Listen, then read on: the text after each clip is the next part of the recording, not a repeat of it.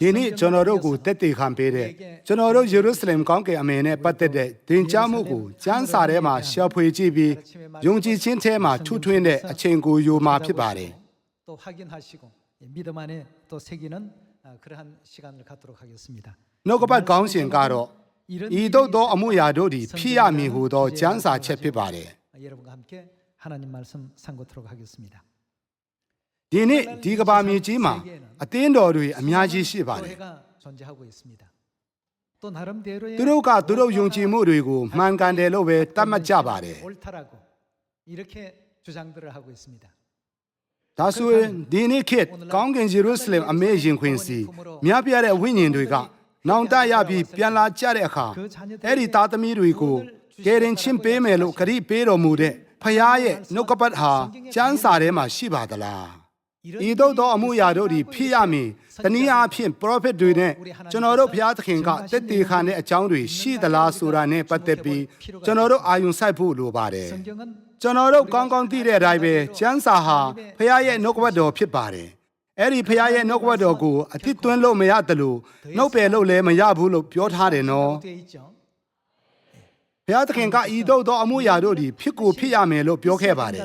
ကျမ်းစာရဲ့အနာဂတ်စကားအားလုံးဟာအောင်မြင်ရမယ်ဆိုတဲ့ဘုရားသခင်ရဲ့စန္ဒပြုခြင်းကိုကျမ်းစာထဲမှာအတည်ပြုကြရအောင် 먼저 이 အရင်ဆုံးတရားဟောရာကျမ်းထဲမှာတမန်ကျမ်းစာရဲ့ဝိသေသလက္ခဏာကိုကြည့်ကြရအောင် 보도록 합시다. တရားဟောရာကျမ်းခန်းကြီး၄အငယ်၁ငါမှာထားသောစကား၌တင်တို့သည်ဘယ်လိုလုပ်ပါလို့ပြောလဲ 너희는 အတိမတွင်းရအလင်းမနှုတ်မပယ်ရဘုရားသခင်ရဲ့နှုတ်ကပတ်တော်ထဲကိုဘာမှထပ်ပေါင်းမထည့်ရဘူး 단의 뜻은 ပြီးတော့ဘုရားသခင်ရဲ့နှုတ်ကပတ်တော်ထဲကနေဘာကိုမှလည်းမနှုတ်ပယ်ရဘူးလို့ဒီမှာရှင်းရှင်းလင်းလင်းရေးထားပါတယ် 내가 너희에게 ငါမှာထားသောစကား၌တင်တို့သည်အတိမတွင်းရအလင်းမနှုတ်မပယ်ရ 내가 ငါမှာထားသည့်အတိုင်းတင်တို့ဘုရားသခင်ထာဝရဘုရား၏ပြည့်တဲ့တော်တို့ကိုဘယ်လိုလဲ 하라고요? စောင့်ရှောက်ရကြမယ်ဘာဖြစ်လို့လဲဆိုရင်ကျမ်းစာ66အုပ်စလုံးဟာဘသူရဲ့စကားဖြစ်လို့လဲဘုရားသခင်ရဲ့စကားဖြစ်တဲ့အတွက် 때문에 결코 우리 ဒါကြောင့်လူတွေဟာသူတို့ရဲ့ကိုယ်ပိုင်အမြင်ကိုယ်ပိုင်သဘောတရားကိုယ်ပိုင်အတွေးခေါ်တွေနဲ့တမန်ကျမ်းစာကိုဘယ်တော့မှအတိပဲပြန်လို့မရပါဘူးသူတို့ဟာဘယ်တော့မှသူတို့ရဲ့ကိုယ်ပိုင်မှတ်ချက်တွေကိုတမန်ကျမ်းစာထဲဖြည့်ဆွတ်ရေးသားလို့မရပါဘူးတမန်ကျမ်းစာကမိန့်ထားတဲ့အတိုင်းလက်ခံကြရပါမယ် 요한계시록 ရရိတ်ကျမ်းခန်းကြီး20နဲ့အငယ်18ကိုအတူတကွကြည့်ကြရအောင် 내가 ဤစာဆောင်ရဲ့အနာဂတ်စကားကိုကြားတော်သူပေါင်းတို့အားငါတက်တည်ခံနေက 이 책은 အလွယ်တကူပြောရင်ဒီစာအုပ်ဟာကျမ်းစာဖြစ်တယ်နော်ကျမ်းစာရဲ့အနာဂတ်စကားကိုကြားတော်သူပေါင်းတို့အားငါတက်တည်ခံနေကအကျဉ်သူဒီအရာတို့၌ဒီကျမ်းစာထဲမှာမတန်းတင်ထားတဲ့ဘုရားသခင်ရဲ့နှုတ်ကပတ်အပြင် 더하면 ထပ်၍အသစ်သွင်း၏ 하나님이 이 ဤ 책에 စာဆောင်၌ရေးထားသောဘေးဒဏ်တို့ကိုထိုသူအပေါ်သို့ဘုရားသခင်တက်ရောက်စေတော်မူမည် 누구든지 이 အချင်းတို့ဒီဤစာဆောင်ရဲ့အနာဂတ်စကားအချို့ကိုနှုတ်ပယ်၏ဤစာဆောင်၌ရေးထားသောအသက်ပင်နှင့်၎င်းတန်ရှင်တော်မြို့တော်နှင့်၎င်းထိုသူဆက်ဆိုင်သောအခွင့်ကိုဘုရားသခင်နှုတ်ပယ်တော်မူမည်တရားဟောရာကျမ်းအခန်းကြီး၄မှာပြောတဲ့စကားနဲ့တူညီတဲ့ဘုရားရဲ့အလိုတော်ကို 성경 ကျမ်းစာရဲ့နောက်ဆုံးကျမ်းဖြစ်တဲ့ဗျာဒိတ်ကျမ်းခန်းကြီး20မှာဘုရားသခင်ကထပ်ပြီးအလေးနဲ့မင်းတော်မူခဲ့ပါတယ်ဒီနှုတ်ကပတ်တော်ကိုတစ်ခုခုထပ်ပြီးအတစ်မသွင်းနဲ့မနှုတ်ပယ်နဲ့အတစ်သွင်းရင်ဘေးဒဏ်ကိုအဲ့ဒီအတစ်သွင်းတလောက်ပူခံရမှာဖြစ်ပြီးနှုတ်ပယ်မယ်ဆိုရင်တန်ရှင်းတဲ့ကောင်းကင်မြို့ထဲပါဝင်ခြင်းကနေနှုတ်ပယ်မယ်လို့ကျမ်းစာကကျွန်တော်တို့ကိုသင်ပေးနေပါတယ် 우리에게 알려주고 있습니다. ဒါကြောင့်လွန်ခဲ့တဲ့နှစ်ပေါင်း2000ကယေရှုခရစ်ဟာဒီကိစ္စကိုအာယုံစုစိုက်ခဲ့ပါတယ် 오셨을 때에 သူဟာအန်ဒီယေကိုလွယ်လွယ်ကူကူနဲ့ရှောင်သွားလို့ရပါတယ်ပြီးတော့လက်ဝက်ကတိုင်မှာရိုက်ဖို့အတွက်ယေရှုခရစ်ကိုဖမ်းဆီးဖို့လာတဲ့စစ်သားတွေကိုလည်းအနိုင်ယူလို့ရပါတယ် 받기 위해서 예수 သူ့ရဲ့တပည့်တော်တွေကတားဆီးဖို့ကြိုးစားနေခဲ့ကြပေမဲ့ဒီအမှုအရာတွေအားလုံးကိုဖြစ်ပျက်စေခဲ့ပါတယ်ငါကအပြစ်ဖြေရာပူဇော်တကာဖြစ်ဒီမြေကြီးကိုလာခဲ့တယ်တကယ်လို့အပြစ်ဖြေရာပူဇော်တကာမဖြစ်ချင်လို့ခက်ခဲမှုကိုရှောင်လိုက်မယ်ဆိုရင်ဒီလိုဖြစ်ကိုဖြစ်ရမယ်လို့ပြောတဲ့ကျမ်းစာချက်ကိုဘယ်လိုအောင်မြင်စေနိုင်မလဲဘယ်သူကအောင်မြင်စေမလဲဆိုပြီးဆုံးဖြတ်ခဲ့တာဖြစ်ပါတယ် 성경에 기록되어 ကျမ်းစာထဲမှာမတန်းတင်ထားတဲ့အရာတွေကိုတေချာပေါက်အောင်မြင်စေမယ်ဆိုတဲ့ဘုရားသခင်ရဲ့စံတကိုမြင်နိုင်ပါသလား 의지가 그 속에서 အဲ့ဒီဘုရားသခင်ရဲ့အခိုင်အမာတဲ့စံတကိုကျွန်တော်တို့ရှင်မသက်ခရစ်ဝင်ခန်းကြီး26မှာအတည်ပြုကြရအောင် ရှင်မဿဲခရစ်ဝင်ခန်းကြီး26အငယ် 50 가르침을 함께 보겠습니다. 50ယေရှုကလည်းအဆွေအဘယ်အခင်းရှိ၍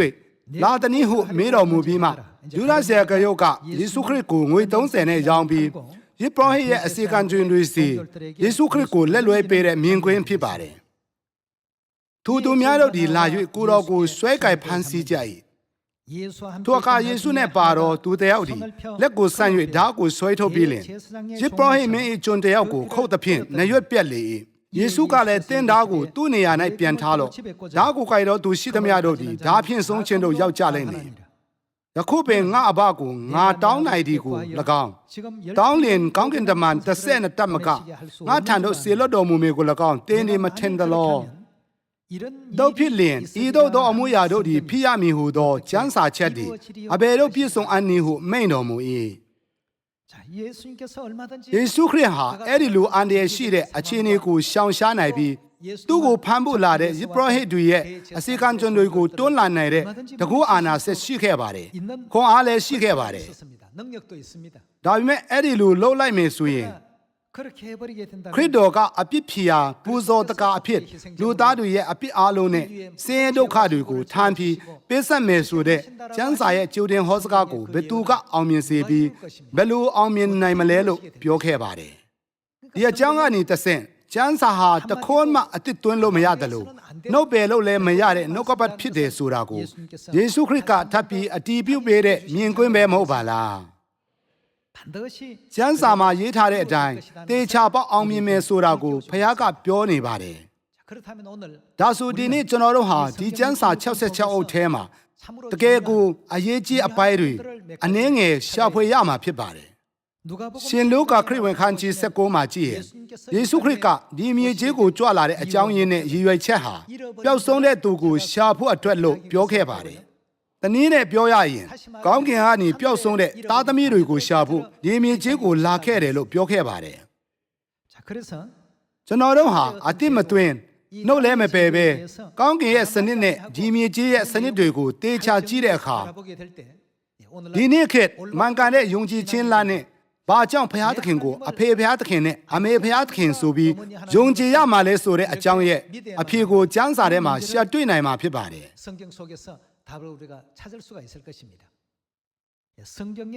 ဘုရားသခင်ဟာကျမ်းစာထဲကဘယ်အရာကိုမှအတိမသွင်းရနှုတ်လည်းမပယ်ရဆိုပြီးပြောခဲ့ပါတယ်။ဟေဘရဲဩဝါဒစာအခန်းကြီး10ကိုအားလုံးအတူတူကြည့်ကြရအောင်။အခန်းကြီး10အခန်းငယ်9ထိုယေဘရဟိတို့သည်ကောင်းကင်အရာတို့၏ဘာလဲပုံပမာအရေးနဲ့တာဆိုင်လျက်ဝတ်ကိုပြုနေကြ၏ဒီနေရာမှာတဲတော်အကြောင်းကိုပြောထားပါတယ်သူတို့ဟာလောကီတဲတော်ကိုစောက်လုပ်တဲ့အခါမှာကောင်းကင်တဲတော်ရဲ့ပုံစံအတိုင်းစောက်လုပ်ခဲ့ကြပါတယ်ဒါဆိုရင်ကောင်းကင်တဲတော်ဟာလောကီတဲတော်နဲ့ကွဲပြားပါသလားမကွဲပြားပါဘူးလောကီတဲတော်ကိုကောင်းကင်တဲတော်ရဲ့ပုံစံအတိုင်းတည်ဆောက်ထားခဲ့လို့ပါဒီလောကမှာဖြစ်ပျက်နေတဲ့အရာတွေနဲ့ပတ်သက်ပြီးတမန်ကျမ်းစာကသူတို့ဟာကောင်းကင်မှာရှိတဲ့သူတို့ရဲ့မူရင်းအရာတွေရဲ့ပုံစံတူနဲ့အရေးဖြစ်တယ်လို့မိန့်တော်မူထားပါတယ်ဘုရားသခင်ကကောင်းကင်တဲတော်ရဲ့ပုံစံအတိုင်းပုံစံတူနဲ့အရေးဖြစ်တဲ့လောကီတဲတော်ကိုအတိအကျတည်ဆောက်ပါလို့မိန့်တော်မူခဲ့ပါတယ်ဒီမြေကြီးရဲ့မိသားစုစနစ်ကိုစဉ်းစားကြည့်ရင်မိသားစုဝင်တွေထဲမှာအဖေရှိတယ်လို့သားနဲ့သမီးတွေရှိပါတယ်။နောက်ထပ်ဘယ်သူရှိပါသလဲ။အမေရှိပါတယ်။ဒါဟာပုံရိပ်ကဘာဖြစ်ပါတယ်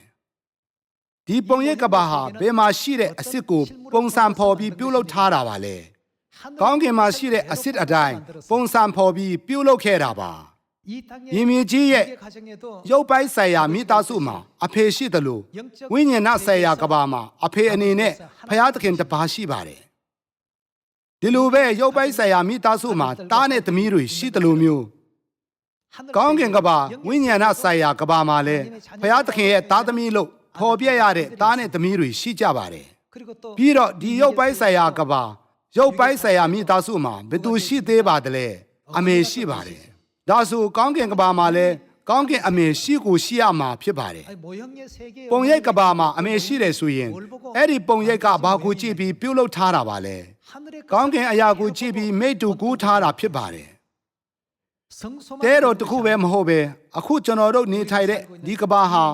ကောင်းကင်ကဘာရဲ့ပုံရိပ်ဖြစ်ပါတယ် 전부 ကောင်းကင်ကဘာရဲ့အရေးအနေနဲ့ပြုတ်လုထားတဲ့နေရာဟာကျွန်တော်တို့နေထိုင်တဲ့ဒီကဘာမြေကြီးဖြစ်ပါတယ် 세계인 것입니다. 히브리서 ဟေဘဲဩဝါဒစာခန်းကြီးရှစ်မှာပုံရိပ်ကဘာကဒီကဘာမြေကြီးဖြစ်တယ်ဆိုတာကိုတဲတော်ကနေတဆင့်သိစေနေတာကိုတွေ့နိုင်ပါတယ် 그 중에 အဲ့ဒီထဲမှာမှဒီနေ့မိသားစုအကြောင်းကနေတဆင့်အမှန်တရားကိုရှာဖွေကြည့်တဲ့အချိန်ကိုယူကြရအောင် 히브리서 12장 ဟေဘဲဩဝါဒစာခန်းကြီး7နဲ့အငယ်9ကိုအတူတူကြည့်ကြရအောင် 또 တနည်းကကိုကာယနဲ့ဆက်ဆိုင်သောအဘတို့လက်ဖြင့်ငါတို့သည်ဆုံးမခြင်းကိုခံရသောအခါသူတို့ကိုယူသေးကြ၏ထိုမြတ်မကစိတ်ဝိညာဉ်တို့၏အဖအလိုတို့လိုက်၍အသက်ချမ်းသာရကြမည်မဟုတ်လော 자, 이 모형의 ဒီပုံရဲ့ကဘာရဲ့မိသားစုမှာအဖေရှိသလို 아버지가 계시듯이 영의 ဝိညာဉ်ကဘာမှာအဖေရှိတယ်လို့ပြောလားမရှိဘူးလို့ပြောလား 존재하지 않는다 했습니까? တေချာပေါက်ရှိတယ်လို့ပြောခဲ့ပါတယ် 왜냐하면 ဘာဖြစ်လို့လဲဆိုရင်ဒီမြေကြီးရဲ့အဖေဟာကောင်းကင်အဖေကိုကြည့်ပြီးပုံစံဖော်ထားတာဖြစ်ပြီးကျွန်တော်တို့နေတဲ့ကဘာဟာကောင်းကင်ကဘာရဲ့အရေးဖြစ်လို့ပါပဲ 그래서 ဒါကြောင့်ကောင်းကင်မှာဝိညာဉ်အဖေရှိတယ်လို့ဇာတိပရိမိသားစုမှာလည်းအဖေရှိတယ်ဆိုတာကိုသင်ပေးခဲ့ပါတယ် 존재하고 계신다는 사실을 일깨워 주셨습니다. ဒီလောက်တိကျတဲ့အကြောင်းကိုကျွန်တော်တို့ကိုတိတိကျကျပြသခဲ့ပြီး 주셨고 ယေရှုခရစ်ကိုယ်တိုင်ဒီမြေကြီးအထိကြွလာပြီးတွင်တင်ပေးခဲ့ပါတယ် 그런 대목이 있습니다. ရှင်မဿဲခရစ်ဝင်ခန်းကြီး6ဖြစ်ပါတယ် 6장 အခန်းကြီး6အခန်းငယ်8 그러므로 ထိုသူတို့နည်းတူမပြုတ်ကြနှင့်အကြောင်းမူကားတင်တို့အလိုရှိသမျှတို့ကိုတင်တို့မတောင်းမီတင်တို့အဘအတိတော်မူ၏ 너희 아버지께서 아시나니라고 했습니다. ဘုရားသခင်ကိုကျွန်တော်တို့ရဲ့အဖေလို့တင်ပေးနေပါတယ် 알려주고 있습니다. 그러므로 너희는 ထို့ကြောင့်တင်တို့ဆုတောင်းရမည်မှာကောင်းကင်ဘုံ၌ရှိတော်မူသောဘယ်သူလဲ 우리 ကျွန်တော်တို့အဖ 있습니다. 하나님을 가리켜서 ယေရှုခရစ်ဟာဘုရားသခင်ကိုညွှန်ပြပြီးဘုရားသခင်ဟာတင်တို့ရဲ့အဖေဖြစ်ပြီးကျွန်တော်တို့ရဲ့အဖေဖြစ်တယ်လို့တွင်တင်ပေးခဲ့ပါတယ်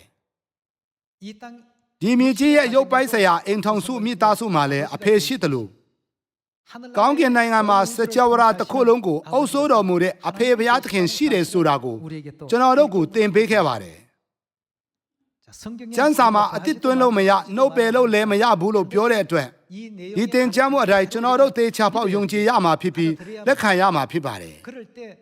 အဲ့ဒီလိုလုပ်တဲ့အခါ 갈 수가 있는 것이 အမှန်တရားထဲကိုကျွန်တော်တို့ခြိတက်နိုင်ပါတယ်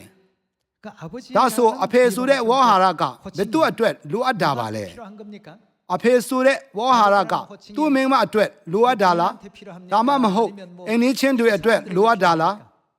아니면 ဒါမှမဟုတ်တဝင်းခွဲတွေအတွက်လိုအပ်တာလား 누구에게 필요하죠? ဘယ်သူအတွက်လိုအပ်တာပါလဲ 자녀에게 필요한 သားသမီးတွေအတွက်လိုအပ်တဲ့ဝေါ်ဟာရဖြစ်ပါတယ် 그 아버지라는 အဖေဆိုတဲ့ဝေါ်ဟာရဟာမိသားစုထဲမှာသားသမီးတွေအတွက်လိုအပ်တာဖြစ်ပြီးတော့တခြားဘယ်သူကမှမလိုအပ်တဲ့ဝေါ်ဟာရဖြစ်ပါတယ် 이 땅의 유괴 가정을 ရင်း 보면 မြစ်ကြီးပေါ်မှာရုပ်ပိုင်းဆိုင်ရာမိသားစုကိုကြည့်ရင်မိသားစုဝင်ထဲမှာအဖေရှိတယ်လို့သားနဲ့သမီးတွေရှိတယ်မဟုတ်လားဒီလိုပါပဲဝိညာဉ်နဲ့ဆိုင်ရာအဖေဘုရားသခင်ရှိပြီး 또 하나님 ဘုရားသခင်ကိုယုံကြည်တဲ့ဘုရားသခင်ရဲ့သားနဲ့သမီးတွေရှိပါတယ် 있다는 사실을 우리가 다른 걸 보지 တခြားအကိုမကြည့်ပဲဘာပဲဖြစ်ဖြစ်ကျမ်းစာနဲ့ပဲအတီးပြုတ်ကြရအောင် 고린도후서 ကောရိန္သုဩဝါဒစာဒုတိယဆောင်ခန်းကြီး6ကိုဖွင့်ကြရအောင် 고린도후서 ကောရိန္သုဩဝါဒစာဒုတိယဆောင်ခန်းကြီး6အငယ်7 그러므로 주께서 ထို့ကြောင့်ထာဝရဘုရားမိန့်တော်မူပြန်ဒီကားတင်တို့ဒီထူသူတို့အထဲမှထွက်၍အတိအချာနေကြလော့မစင်ကြဲသောအရာကိုလက်နဲ့မျှမတို့ကြနှင့်ထူတို့ပြုလင်တင်တို့ကိုငါဒီလက်ခံမည်တင်တို့၏ဘာလဲ 하나님께서 အဘဖြစ်မယ် 말씀입니다. ဘုရားသခင်ကိုယ်တိုင်မိန့်တော်မူတဲ့စကားဖြစ်ပါတယ် 너희는 တင်တို့၏အဘဖြစ်မယ်တင်တို့ဒီလည်းငါ၏ဘာလဲ 자녀가 되리라. သားသမီးဖြစ်ကြလိမ့်မယ်ဟုအနန္တကတကူနဲ့ပြည့်စုံသောထာဝရဘုရားမိန့်တော်မူ၏ 여기서 우리 ဒီမှာသားသမီးလို့ပြောခဲ့ပါတယ် 여러분도 잘 아시는 것처럼 ဘုရားသခင်ကအဖေအနေနဲ့တည်ရှိပြီးထပ်ဘုရားသခင်ရဲ့သားသမီးတွေလည်းရှိပါတယ် 또 하나님의 아들들이 있고 딸들이 있습니다. 이 땅의 ဒီမြေကြီးအရာအလုံးဟာ 하늘 세계 ကောင်းကင်အရာရဲ့ပုံရဲ့အဖြစ်ပြည့်ပြည့်စုံစုံကိုက်ညီနေတယ်ဆိုတာကိုကျမ်းစာထဲမှာအတည်ပြုနိုင်ပါတယ် 그렇게 구성이 되어 있다는 사실이 확인되어지고 있습니다. 이 지상에 ဒီမြေကြီးရဲ့မိသားစုစနစ်ကိုကြည့်ရင်အဖေသားသမီးနောက်ထပ်တစ်ယောက်ကြံသေးတယ်နော် 계신 분이 있죠. မိသားစုထဲမှာအရေးကြီးဆုံးအလုပ်ကိုလုပ်တဲ့အမေရှိပါတယ် 육의 가족 ရုပ်ပိုင်းဆိုင်ရာမိသားစုကိုကြည့်တဲ့အခါအမေကမိသားစုဝင်အနေနဲ့အရေးကြီးဆုံးအလုပ်ကိုလုပ်တယ်လို့ဝိညာဉ်ကဘာမှာလည်းအမေဆိုတဲ့သူကရှိလား မရှိဘူးလားဆိုတာကိုကျွန်တော်တို့ကျမ်းစာကနေတဆင့်အတည်ပြုကြရမှာဖြစ်ပါတယ် 확인을 해봐야 되겠습니다. 만약에 တကယ်လို့ရှိတယ်ဆိုရင်အဲ့ဒီအမေဖျားသခင်ကိုမယုံကြည်ဘူးဆိုရင်ကယ်တင်ခြင်းမရှိပါဘူး 왜냐하면 ဘာဖြစ်လို့လဲဆိုရင်ကျမ်းစာထဲကိုတစ်ခုခုအသစ်သွင်းရင်ဘေးဒဏ်ကိုကြက်ရောက်စေမှာဖြစ်ပြီးနှုတ်ပယ်လိုက်ရင်ကောင်းကင်နိုင်ငံတန်ရှင်းတဲ့မြို့ထဲပါဝင်နိုင်တဲ့အခွင့်ကိုဖျက်လိုက်မယ်လို့ပြောခဲ့တဲ့အတွက်ကြောင့်ပါပဲ 된다라고 이렇게 ဖျားသခင်ကမရဘူးလို့ဆုံးဖြတ်ချက်ထားပြီးတဲ့အတွက်ကျွန်တော်တို့လူသားတွေကမယုံကြည်လဲတွားနိုင်ပါတယ်လို့ပြောလို့မရပါဘူး 이렇게 얘기할 수는 없습니다. 그래서 우리가 ဒါကြောင့်ကျွန်တော်တို့မျက်စိကိုပူကျဲကျဲဖွင့်ပြီးအမှန်တရားကိုရဖို့အတွက်ကိုယ့်ကိုယ်နှိမ့်ချက်ရမှာဖြစ်ပါတယ်အမှန်တရားကိုရဖို့အတွက်အမြဲတမ်းခါကိုကွေးရမှာဖြစ်ပြီးမကွေးဘူးဆိုရင်အမှန်တရားကိုမရနိုင်ပါဘူး 수가 없다고 합니다. 진리 앞에는 အမှန်တရားရှိမှအားလုံးစိတ်နှိမ့်ချက်ရမှာဖြစ်ပြီးမိမိကိုယ်ကိုနှိမ့်ချက်ရမှာဖြစ်ပါတယ်အဲ့ဒီလိုလို့မှပဲကျွန်တော်တို့ရှာဖွေနေတဲ့အမှန်တရားကိုရနိုင်မှာဖြစ်ပါတယ် 얻을 수가 있는 것이죠. 자, ရုပ်ပိုင်းဆိုင်ရာမိသားစုနှင့်ဝိညာဏဆိုင်ရာမိသားစုကိုပြည့်စုံကိုက်နေတဲ့အရေးနဲ့အစစ်အနေနဲ့ဖွဲ့စည်းထားတယ်ဆိုတာကိုကျမ်းစာကကျွန်တော်တို့ကိုတိတိကျကျသင်ပေးနေပါတယ်။ဒီမြေကြီးရဲ့ရုပ်ပိုင်းဆိုင်ရာမိသားစုကိုကြည့်ရင်တေချာပေါက်အမေရှိကိုရှိပါတယ် 땅에 그 ။ဒါဆိုမြေကြီးရဲ့အမေဟာလည်းကောင်းကင်အမေရဲ့ပုံရဲ့အနေနဲ့ဒီမြေကြီးပေါ်မှာတည်ရှိနေတာပါလား။ 그렇습니다. မှန်ပါတယ် 그렇다라는 မှန်တယ်ဆိုတာကိုတမန်ကျမ်းစာအဖြစ်ကျွန်တော်တို့အတည်ပြုကြရမှာဖြစ်ပါတယ် 성경에 없다. ကျမ်းစာမှာမပါဘူးဆိုရင်မယုံကြည်ရပါဘူး 성경에 없는 ကျမ်းစာမှာမပါတဲ့ဟာကိုယုံကြည်ရင်ကျွန်တော်တို့လမ်းလွဲနိုင်ပြီးမာယွင်းမှုထဲမှာနစ်မြုပ်ဖို့လွယ်ပါတယ် 쉬우니까 ဒါကြောင့်ကျမ်းစာထဲမှာပါတဲ့အသင်ကြားမှုကိုလက်ခံယုံပါပဲ 자, 갈라디아 ဂလာတိဩဝါဒစာခန်းကြီးလေးကိုအတူတူဖွင့်ကြည့်ကြရအောင်ဂလာတိဩဝါဒစာခန်းကြီးလေးအငယ်26 အပေါ်မှာရှိသောဇေရုဆလင်မြို့မူကခတ်တဲ့တော့ဘယ်သူလဲ 누구라고 했습니다. ငါတို့ရဲ့အမိတီဟူသောကျွန်မမဟုတ်သောမင်းမဖြစ်တည်းဒီကျမ်းပိုက်ကိုပဲပြည့်ရင်အမေဖျားတခင်နဲ့ပတ်သက်ပြီးတခါမှမကြားဘူးတဲ့သူတွေက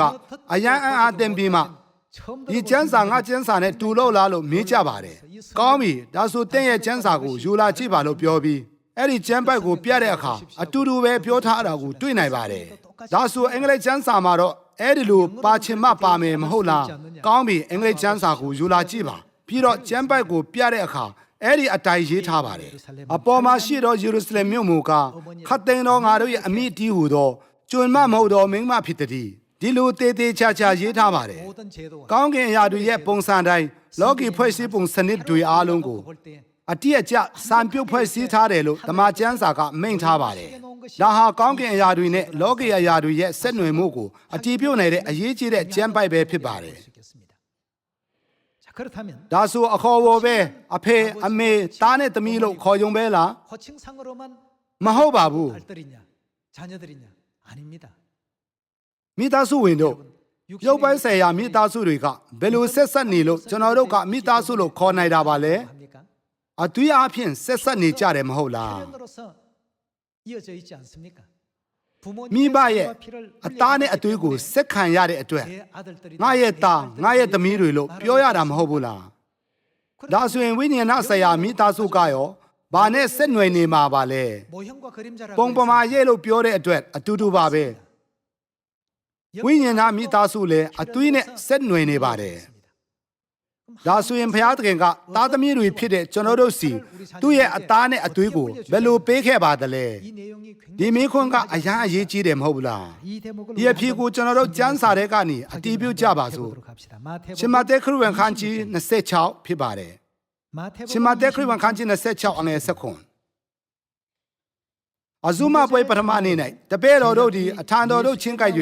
ကိုတော်သည်ပတ္တခါပွဲကိုစားတော်မူဖို့ရာအဘယ်ရက်၌အကျွန်ုပ်တို့သည်ပြင်ဆင်စေခြင်းကအလိုရှိတော်မူသည်နည်းဟုမင်းလျှောက်ကြသော 월절이라는 대목이 ပတ္တခါဆိုတဲ့စကားလုံးဟာအများကြီးပေါ်လာပြီးအလေးနဲ့ပေါ်ပြထားတာကိုတွေ့နိုင်ပါတယ် အခန်းငယ်ဆက်ရှစ် 성화나무에 가서 ကိုတော်ကမြို့တွင်အီမီတော်သူ၏အိမ်တို့သွားကြ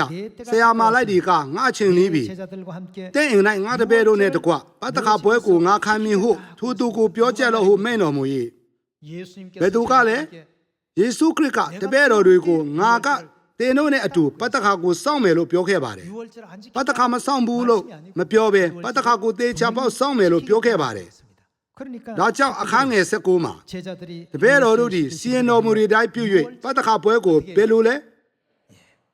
ပီတရုနဲ့ယောဟန်ဒီလိုတပည့်တော်တွေကိုစေလွတ်ပြီးတော့ပတ္တခါဆိုတဲ့အရေးကြီးတဲ့အမှန်တရားအခမ်းအနားကိုပြင်ဆင်ခဲ့ပါတယ် 준비를 했습니다. ဒါပေမဲ့ဒီနေ့ခေတ်အသင်းတော်အားလုံးကပတ္တခါကိုမစောင့်ကြပါဘူး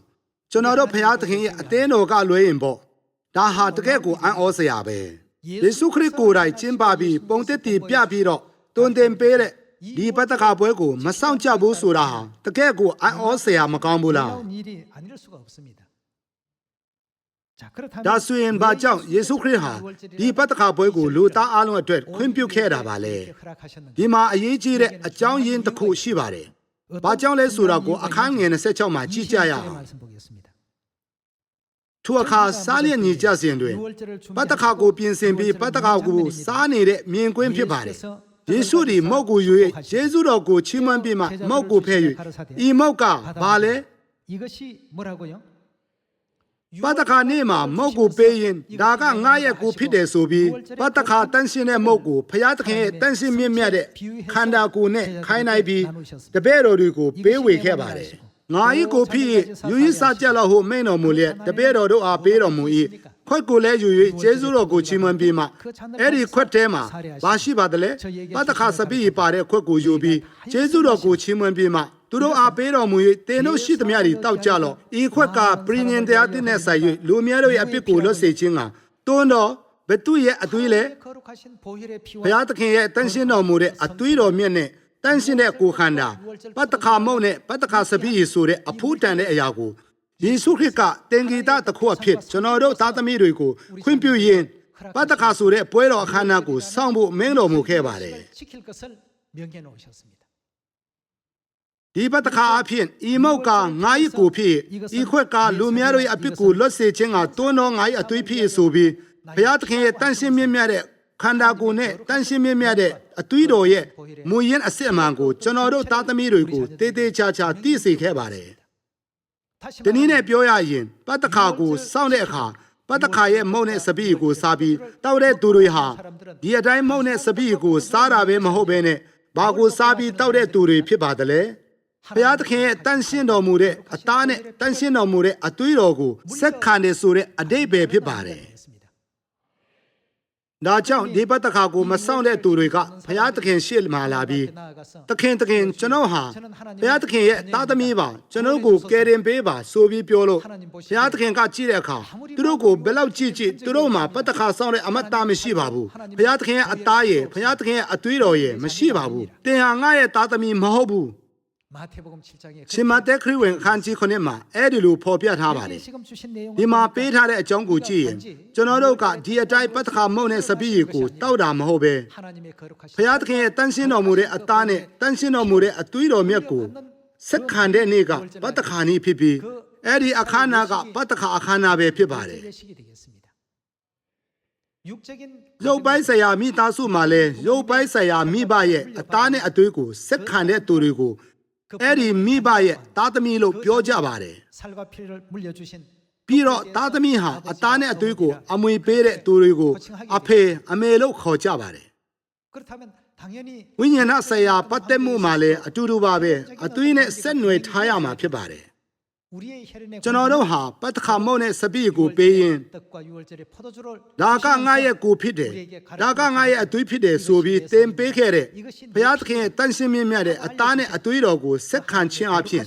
ဘုရားသခင်ရဲ့တန်ရှင်းမြတ်မြတ်တဲ့သားသမီးအဖြစ်တစိတ်ခတ်ခြင်းကိုခံရပါတယ် 하나님의 거룩한 자녀로서 인침을 받게 된 것이죠. 예. 자, 이래서 ဒီလိုလူတွေကိုပဲဘုရားသခင်ကိုအဖေဘုရားသခင်အမေဘုရားသခင်ဆိုပြီးခေါ်နိုင်တဲ့ဉာဏ်ပညာကိုပေးမယ်လို့ပြောခဲ့ပါတယ် 지혜와 총명을 주신다고 했습니다. 자, 성경에는 ကျမ်းစာတွေကတက်တည်တွေအများကြီးဟာကျွန်တော်တို့ကိုအမေဘုရားသခင်ရှိပြီး အမေဖျားသခင်ရှိမှတာကျွန်တော်တို့ထာဝရအသက်ရနိုင်မယ်ဆိုတာကိုလည်းသင်ပေးနေပါတယ် 주어지게 된다는 것도 알려주고 있습니다. ကျွန်တော်တို့ကဘာဦးချမ်းခန်းကြီး1ထဲကနှုတ်ကပတ်နောက်တစ်ခုကိုရှာဖွေကြည့်ကြရအောင်အခန်းကြီး1အခန်းငယ်26 하나님이 တဖန်ဖျားသခင်ကငါတို့ပုံတရာနဲ့အညီတတရန်တီလူကိုဖန်ဆင်းကြစို့ 사람을 만들자라고 했습니다. 여기에 우리 ကျွန်တော်တို့ဖျားသခင်ကကောင်းကင်နဲ့မြေကြီးခတ်သိမ်းသောအရာတွေကိုဖန်ဆင်းတဲ့အခါမှာအဖေတပါးတွေကလူသားအလုံးကိုဖန်ဆင်းတာမဟုတ်ဘူးဆိုတာကိုကျမ်းစာကကျွန်တော်တို့ကိုတွန်းတင်နေပါတယ်ဒီမှာဘယ်လိုပြောခဲ့ပါသလဲ 그래서 뭐라고 했죠? လူကိုဖန်ဆင်းကြစို့ 사람을 만들자고요. 사람을 창조하신 하나님 လူကိုဖန်ဆင်းတော်မူတဲ့ဖျားသခင်ဟာတပါးတည်းပဲမဟုတ်ပါဘူးငါတို့ဆိုတဲ့အများကင်းရဲ့ဖျားသခင်ဖြစ်ပါတယ်အ ਨੇ ကင်းရဲ့ဖျားသခင်မဟုတ်ပါဘူးတပါးတည်းပဲရှိတယ်ဖျားသခင်ဟာတပါးတည်းပဲဒါတွေအားလုံးဟာမာရွတ်နဲ့တင်ကြားမှုတွေပဲဖြစ်ပါတယ် 여러분과 제 성경은 ကျွန်တော်တို့ရဲ့ကျမ်းစာဟာတခြားလူတွေရဲ့ကျမ်းစာနဲ့စလုံးတစ်လုံးမှမလွဲပဲအားလုံးတူနေတဲ့ကျမ်းစာအုပ်တွေဖြစ်ပါတယ်ကျမ်းစာအုပ်ဟာမူရင်းရှိတဲ့အတွက်အကြောင်းအရာတွေကတော့မပြောင်းလဲနိုင်ပါဘူးဒါကြောင့်အခန်းငယ်26ကိုပြန်ကြည့်ရင် 하나님이 တဖန်ဖျားသခင်ကငါတို့ပုံတရာနဲ့အညီတတရန်တီ 뭐라고 했습니까? ဒီမှာလဲဘယ်လိုပြောလဲငါတို့လို့ပြောခဲ့ပါတယ်တဖန်ဖျားသခင်ကငါတို့ပုံတရာနဲ့အညီတတရန်တီလူကိုဖန်ဆင်းကြစို့ 이 많은 လူတွေ 사람들이 ဟာဒီငါတို့ဆိုတဲ့ဘုရားသခင်ကိုစင်ချေပေးဖို့အတွက်အဲ့ဒီငါတို့ဆိုတာဟာကောင်းကင်တမန်ဖြစ်တယ်လို့ပြောကြပါတယ် 천사가 사람을 ဒါပေမဲ့ကောင်းကင်တမန်ကလူကိုဖန်ဆင်းတဲ့ဖန်ဆင်းရှင်မဖြစ်နိုင်ပါဘူး 천사도 ကျမ်းစာမှာကြည့်ရင်ကောင်းကင်တမန်တွေဟာလည်းဘုရားသခင်ရဲ့ဖန်ဆင်းခြင်းခံရသူတွေဖြစ်ပါတယ် 때문에 ဒါကြောင့်ဒီမှာငါတို့လို့ပြောတဲ့သူတွေဟာလူကိုဖန်ဆင်းတဲ့ဖန်ဆင်းခြင်းတကူကိုပိုင်ဆိုင်တော်မူတဲ့ဘုရားသခင်ဖြစ်ပြီးတပါးတည်းမဟုတ်ပါဘူး 하나님이신데 한 분은 아니다는 것입니다. ငါတို့ဆိုတဲ့စကားလုံးကတက်တည်ခံနေပါတယ် 그럼 영문 အင်္ဂလိပ်ကျမ်းစာမှာလည်း our တို့ us တို့နဲ့ရေးထားပြီးအများကင်းအဖြစ်နဲ့ဖော်ပြထားပါတယ် 채택하고 있습니다.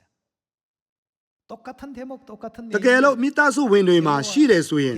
အဲ့ဒီကျမ်းပိုက်ကိုအင်္ဂလိပ်ကျမ်းစာနဲ့ကြည့်ကြည့်ပါအတူတူပါပဲငါတို့လို့ရေးထားတယ်မဟုတ်လား တဖန်ဖျားသခင်ကငါတို့ပုံတရာနဲ့အညီတတရန်တီလူကိုဖန်ဆင်းကြစို့သူတွေပင်လယ်ငါတို့ကို၎င်းမူကောင်းကင်ငှက်တို့ကို၎င်းတားရင်တို့ကို၎င်းမြေတပြင်လုံးနဲ့တကွမြေပေါ်မှာတွားတတ်သောတိရစ္ဆာန်ပေါင်းတို့ကို၎င်းအုပ်စိုးစေဟုအမိန့်တော်ရှိ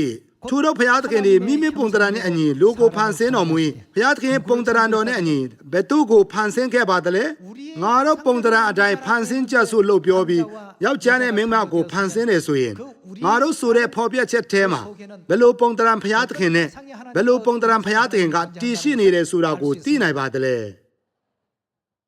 ငါတို့ပုံတရာအတိုင်းဖန်ဆင်းကြစို့လို့ပြောပြီးဖန်ဆင်းတဲ့အခါမှာယောက်ျားထွက်လာခဲ့ပြီးငါတို့ပုံတရာအတိုင်းဖန်ဆင်းကြစို့လို့ပြောပြီးဖန်ဆင်းတဲ့အခါမှာမိန်းမလည်းထွက်လာခဲ့ပါတယ် 하나님 안에는 ဒါဆိုငါတို့ဆိုတဲ့ဖျားသခင်ထဲမှာ 아십니까? ဘယ်လိုဖျားသခင်နဲ့ဘယ်လိုဖျားသခင်ရှိရပါမလဲ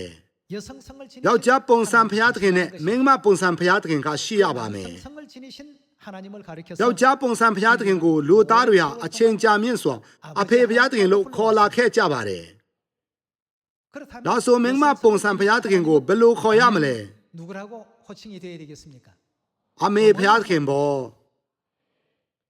ဖျားသခင်ဟာအဖေဖျားသခင်တင်မကပဲအမေဖျားသခင်လည်းရှိပါတယ်အဲ့ဒီအဖေဖျားသခင်နဲ့အမေဖျားသခင်ကနေတဆင့်လူသားအလုံးဖန်ဆင်းခံခဲ့ရပါတယ်ဖျားသခင်ရဲ့နိုင်ငံကိုဖျားသခင်ရဲ့သားသမီးတွေပဲဝင်နိုင်ပါတယ်ဖျားသခင်ရဲ့သားသမီးဆိုတာဟာပတ္တခါအားဖြင့်ဖျားသခင်ရဲ့တန်ရှင်းမြတ်မြတ်တဲ့အသားနဲ့အသွေးတော်ကိုဆက်ခံတဲ့သားသမီးတွေဖြစ်ပါတယ်အဲ့ဒီလိုသားသမီးဖြစ်မှပဲထာဝရကောင်းကင်မွေးရမြေကိုပြန်သွားနိုင်တာဖြစ်ပါတယ် 돌아갈 수 있다는 것입니다. အဲ့ဒီအကြောင်းနဲ့ပတ်သက်ပြီးဝိညာဉ်တော်ကတက်တည်ခံနေတဲ့မြင်ကွင်းကိုအတည်ပြုကြပါစို့ 확인해 보도록 합시다. ဇောမဩရစာခန်းကြီး၈အငယ်16 성령이 ငါတို့ဒီဘုရားသခင်ရဲ့ဘယ်သူလဲ 직접 တားဖြစ်ကြသည်ဟုဝိညာဉ်တော်ဒီငါတို့ရဲ့ဝိညာဉ်နဲ့အတူတက်တည်ခံတော်မူ၏ 증거했다고요? 자녀인 것을 증거하더라고 했습니다. ဒီရောမဩရစာကိုဘယ်သူကရေးခဲ့ပါသလဲဘုရားသခင်ရဲ့တန်ရှင်တော်ဝိညာဉ်တော်တိုက်တွန်းတော်မူခြင်းနဲ့ဘယ်သူကရေးခဲ့ပါသလဲတမန်တော်ပေါလုကရေးခဲ့ပါတယ်ဒါဆိုတမန်တော်ပေါလုတက်ခဲ့တဲ့အသင်းတော်ကဘယ်အသင်းတော်ပါလဲ ဘယ်လိုဝတ်ပြုခြင်းအခမ်းအနားတွေရှိခဲ့ပါသလဲဥပုံနေ့လည်းရှိသလိုပတ္တခါဆိုတဲ့ပွဲတော်လည်းရှိခဲ့ပါတယ်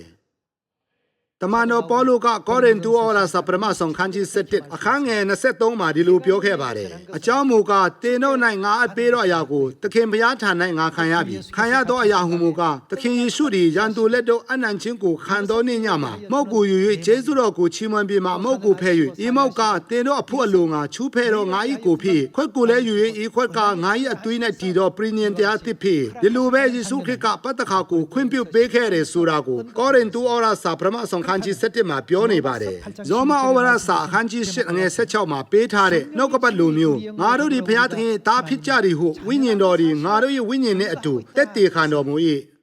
ဘာကိုကြည့်ပြီးသားသမီးဖြစ်တယ်ဆိုတာကိုသိမြင်ခဲ့တာပါလေမိဘရဲ့အသားနဲ့အသွေးကိုအမွေဆက်ခံထားလို့ပါပဲ 유전되어 있으니까 ဒါကငါ၏ကိုဖြစ်ဒါကငါ၏အသွေးဖြစ်လို့ပြောတဲ့အဲ့ဒီအသားနဲ့အသွေးကိုဆက်ခံထားတာကိုမြင်တဲ့အခါဘယ်သူဆိုတာကိုသိမြင်ခဲ့တာပါလေတေချာပဘုရားသခင်ရဲ့သားသမီးဖြစ်တယ်ဆိုတာကိုလွယ်လွယ်ကူကူနဲ့အတည်ပြုနိုင်တာဖြစ်ပါတယ် 확인이 되는 것입니다. တခြားလူတွေကဘုရားသခင်စီလာပြီးသခင်ကျွန်တော်တို့ဟာကုရောနာမနဲ့ဆုံးမဩရာပေးခဲ့ပါတယ်ကုရောနာမနဲ့နတ်ဆိုးတွေကိုနင်းထုတ်ခဲ့ပါတယ်အံ့ဩစရာတကူတွေကိုအများကြီးပြတ်ခဲ့ပါတယ်လို့ပြောချက်တဲ့အခါဘုရားသခင်ကဘယ်လိုပြောပါသလဲတင်တို့ကိုငါအလင်းမသိလို့ပြောခဲ့ပါတယ်အတ္တမအမှုကိုပြုတ်တော်သူတို့ငါထံမှဖယ်ကြ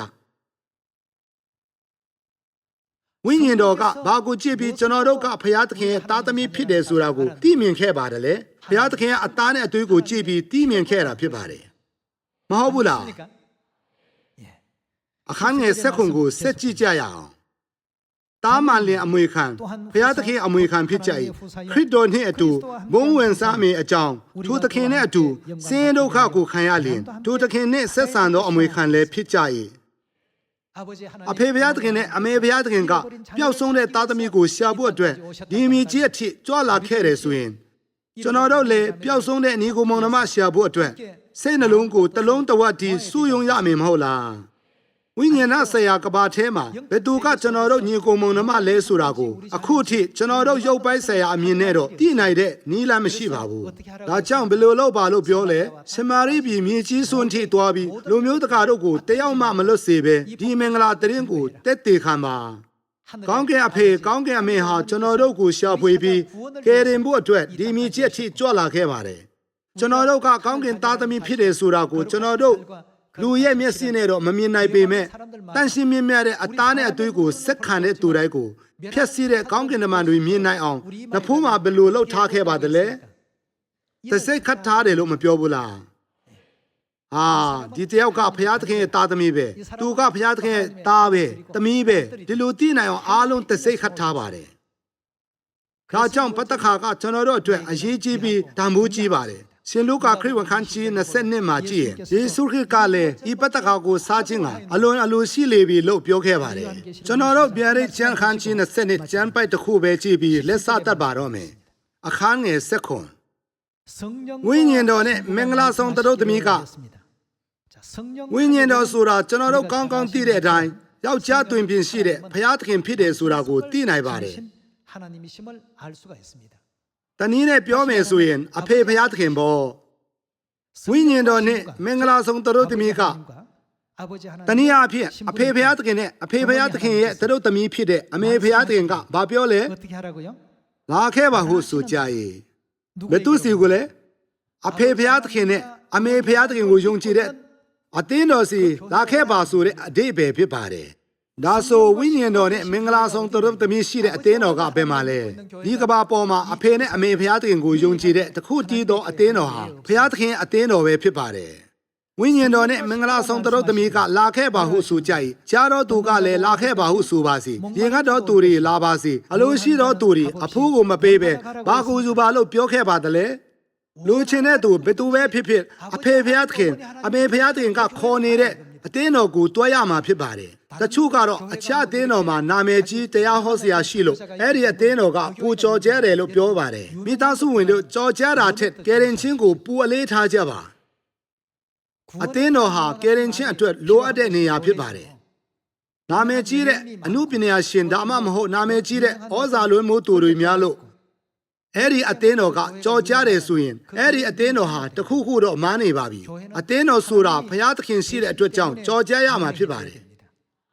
ကျွန်တော်တို့အသင်းတော်မှာဘုရားသခင်ရှိပါတယ်အဲ့ဒီအပြင်အဖေဘုရားသခင်တင်မကပဲနောက်ထပ်ဘယ်သူလဲအမေဘုရားသခင်လည်းရှိပါတယ်ဒါကြောင့်ကပါတဝန်းလုံးကနိုင်ငံပေါင်း185နိုင်ငံကလူများစွာဟာအားလုံးဝင်လာနေကြတယ်မဟုတ်ဘူးလား